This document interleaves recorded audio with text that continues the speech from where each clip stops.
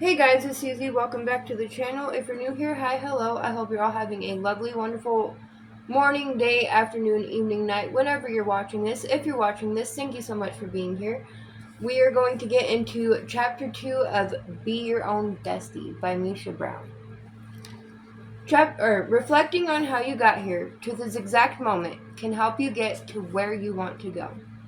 Chapter 2, like Elsa said, let it go. Hey Bestie, let's get one thing straight. You are Barbie, bitch. Classic, collectible, loved by all, and ever evolving. Plus your legs are to die for in a pair of hot pink stilettos. You are not meant to fade away. No, not you. You deserve to slay at every stage of your life. One of the most important choices you can make in the journey you are embarking on is to let go of the negative feelings other people, and consequently you, have assigned to you, instead of spending so much time living under the belief that you are damaged, or not good enough, or unworthy. I want you to spend some time figuring out why you feel that way. I learned how powerful taking the time to figure this out can be from my best friend Kate. I see her as smart, funny, brave, loyal, and kind. She used to describe herself as broken, fat, and worthless. It is what it is, she would shrug and say after talking shit about herself. I hate that saying because we absolutely have more power over our life than that. I always wondered where the disconnect between what I saw when I looked at Kate and what she saw when she looked at herself came from.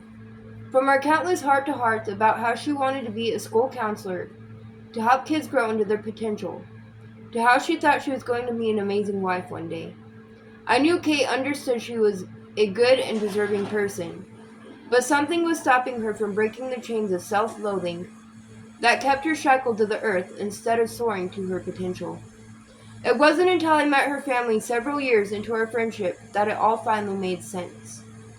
Growing up, my family spent every Thanksgiving at my Nana and Papa's house, where my immediate family, aunts, uncles, and cousins, all bounced back and forth between the big long table in the dining room and the living room, where the Macy's Day Parade played on the TV.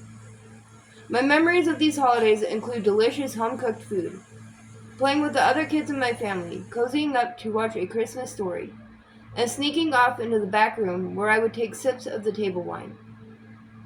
To this day, I have a very vivid memory of my Nana and mother literally crying with laughter because my little 6-year-old gay ass was wine drunk. Apparently, I was a little wino even back then. After that, the jug of wine was kept in a more secure location. For me, the holidays were about comfort, family, togetherness, and love. I figured every family enjoyed a similar holiday dynamic until one Thanksgiving when I couldn't make it home and Kate invited me to spend the holiday with her family instead. Unlike the usual cozy chaos I was used to, that year was just me, Kate, her mom, and her stepfather. Now I have to say, Kate's mom is fantastic in the kitchen. Her food is good enough to make you go, bitch! And we did watch the parade, though that's about as far as the holiday spirit went. I was stunned to find that the entire day was a barrage of nitpicking and complaints from Kate's parents. Nobody was spared. Broadway performers were called heifers. Her stepdad commented, "So I guess you stopped that calorie counting business? That's too bad," as Kate scooped mashed potatoes onto her plate. And even I was told to stand up straight because I looked girly. Which I mean is fair because I do sit into my right hip, but if Kate's mom thought she could knock 24 years of gay out of me, she was mistaken. There wasn't a lot of laughter, meaningful conversation, or any traditions to glue the family together. It felt like being at an office holiday party everyone was obligated to attend. They were doing their due diligence and showing their faces so they could hurry up and leave. I was so fucking relieved to escape the awkwardness when Kate finally said the magic words. "You want to go back to the city?" Yes. As we were leaving, she gave her mom a hug and said goodbye to her stepfather. I thanked them for inviting me and truly meant it when I told Kate's mom she made the best stuffing I had ever tasted. Her mom just kind of scoffed in response, turned to her daughter and said, "Hopefully next year you'll have a decent job and won't have to come here." How loving? If you are one of my social media besties, I'm sure you're salivating, waiting to hear how I destroyed these two people and set them straight. But the truth is, I didn't say anything. This was well before I came into my own power, back when I excused bad behavior in favor of being nice and polite. Trust me when I tell you that I have now come to love the idea of being nice. But we'll put a pin in that for now. Still, that horribly awkward Thanksgiving did give me great insight into why perfectly wonderful humans can go into the world thinking others will judge them harshly, based on what they look like, or wear, or how they stand like a girl. After we left, I thought a lot about what observing 24 years worth of criticism about yourself and the world around you would do to your self-esteem. No wonder people don't believe me when I tell them others aren't sitting there judging you as much as you think. They probably want to say, "Have you met my mother?" There was a clear shift in our relationship after Kate allowed me a behind-the-scenes peek into her family dynamic. It seemed like she felt a lot more comfortable telling me about moments in her childhood that had stuck with her, manifesting into doubt and self-sabotage over the years. Something I could easily relate to. We developed an even deeper friendship as we leaned on each other and learned to stand in our own power. As more time passed by, I watched my best friend explode into an unapologetic and unrelenting version of herself. The point I'm trying to make is that I always saw a beautiful woman in my friend, and until I met her family, it didn't make sense to me that she couldn't see what I did. But after meeting her mom and stepdad, I realized Kate had been conditioned by her parents' criticism to see and think all of these negative things about herself that had nothing to do with who she actually was. It wasn't an overnight revelation, but eventually Kate realized that she didn't have to hold on to her mom's voice in her head, which is doubly great because her mom smokes like a pack of cigarettes a day, and her voice sounds like an old lawnmower trying to start up. Slowly, she absorbed the positive things I pointed out about her, all of those sparkly things that made her my best friend. Here's another thing. It would have been really easy for Kate to get to a point where she blamed her parents for the feelings and struggles she had to contend with in life, based on the negative self-talk she inherited from them. But she was determined to take accountability for her own life, and that also included acknowledging the fact that for a while, she had allowed her parents to change how she felt about herself. She was no longer a child that lived under her mom's roof, and therefore her rules. She allowed her parents to talk to her the way they did. She, for a while at least, gave up trying to define herself as an adult and accepted the criticism her mom doled out, defining herself by that. After many sessions with her therapist, and probably just as many Bestie chats with me, Kate told me that she was finally ready to recognize that it wasn't her fault, that she was in a less empowered place as a child. She knew that she deserved better. She wasn't that little girl anymore. This put all the power in Kate's hands because from there, she realized she also had the power to change and to set clear boundaries with her parents, which she did. Today, Kate will immediately end a phone call the moment her mom has a single shitty thing to say. Kate has also worked so hard to unlearn all the negative talk that used to chatter away in her head, and instead hypes herself up like she's Beyoncé herself. One of the cutest things I have ever seen is Kate walking up to her mirror and giving herself a high five before going on a first date. When I asked her if she just high-fived herself, she said, "Yeah, I do it all the time because it's my way of telling myself I can do anything." Kate gave herself the gift of letting go of what other people thought about her and decided to figure out for herself what was holding her back so she could do something about it. I know that cutting ties with people or setting boundaries can feel like negative energy, even if these people treat you like gum stuck to the bottom of their shoe. But watching Kate take back the time she spent feeling deflated by people, stomping around in her head like a noisy upstairs neighbor, I saw just how much more time she had for positive relationships with others, and most importantly, with herself, and that's all good energy. Maybe for you, the boundaries might have to be more severe, but the beauty of it is that the decision is yours and yours alone to make. As I write this, Kate just had her second child a few weeks ago. He still looks like a little alien. Kate posted a